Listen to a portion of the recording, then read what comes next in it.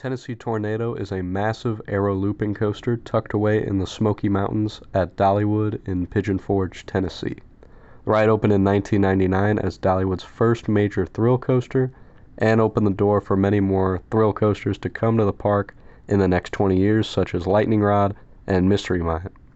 The ride is located in the Craftsman's Valley section of the park, but it's more towards the edge of the section, so it's much more closer to Wild Eagle and Fire Chaser Express in the very back of the park. It does take a minute to hike back to this section of the park, but the ride is definitely worth the trek, especially when you consider the other coasters close to this ride as well.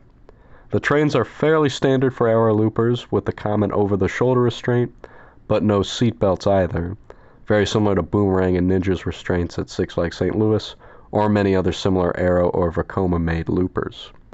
The restraints do give a good amount of room for airtime as well, which you definitely experience a few times on this ride.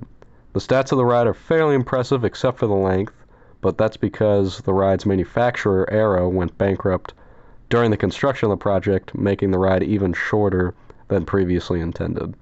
The coaster has a height of 163 feet, but it basically goes right up against the hill the entire time, so you can't really tell how high you are when you're at the top.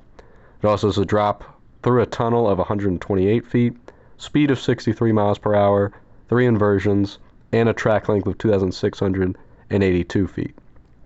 Now that we got the stats out of the way, let's get into how it rides. The ride begins with a pretty long and slow lift hill up the side of the hill, eventually reaching a small turnaround that builds up some speed before plummeting into the ride's main drop through a large tunnel. The drop gives a pretty good pop of airtime towards the back of the train, but nothing too crazy. It then goes into a huge vertical loop that is very different from the other aero loopers and gives some solid hang time at the top, as well as some good intensity. The ride hauls through the course past an intense overbank and then into 2 more back-to-back inversions, another vertical loop, and a Sidewinder. The Sidewinder was actually really intense and much smoother than the one on Ninja in my home park. The ride then finishes with a surprisingly good pop of ejector as you enter the brake run with a ton of speed. Tennessee Tornado is an extremely short ride, but it really does pack a punch and solidly rounds out Dollywood's amazing top 5 coasters. The ride is also extremely smooth for an aero and is a great setting like pretty much all the coasters at the park. The park did sadly cut down some trees to the ride before the 2021 season, as you saw in the POV, so the ride doesn't seem as out in the woods as it did previously, but it didn't detract from the ride too much in my opinion.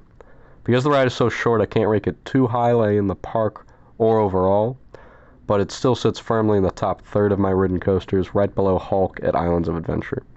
The ride does pack a punch in a very short amount of time, and is arguably Dollywood's most intense coaster, so I can see people liking it even more than I do, if you like similarly thrilling rides such as Hulk or Mr. Freeze.